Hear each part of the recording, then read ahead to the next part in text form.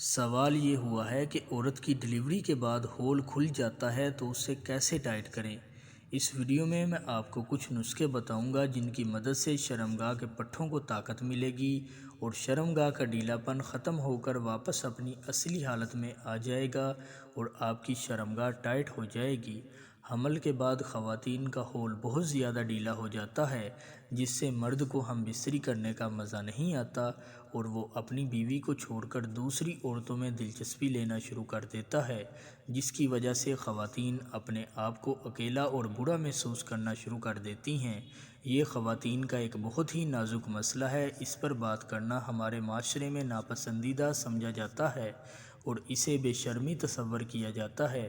یہی وجہ ہے کہ خواتین شرم کے مارے اس مسئلے کا کسی سے بھی تذکرہ نہیں کر پاتیں۔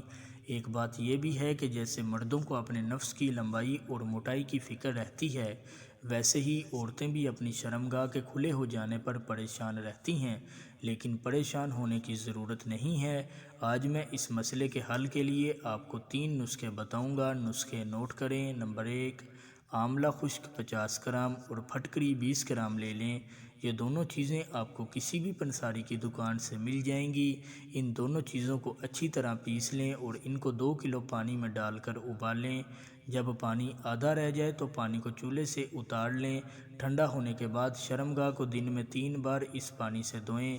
یہ نسخہ آپ نے 15 دن تک استعمال کرنا ہے۔ اس نسخے کے استعمال سے آپ کا جسم کنواری لڑکیوں جیسا لگے گا، اور یاد رہے کہ ماہواری کے دوران یہ نسخہ ہرگز استعمال نہیں کرنا۔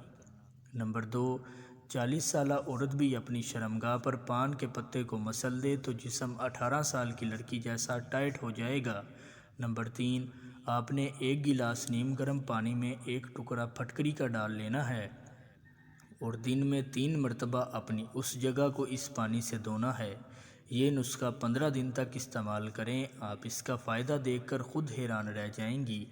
امید ہے کہ بہت ساری خواتین جو شرم کی وجہ سے اپنا مسئلہ بیان نہیں کر پاتی تھیں، انہیں اپنی پریشانی کا حل مل گیا ہوگا۔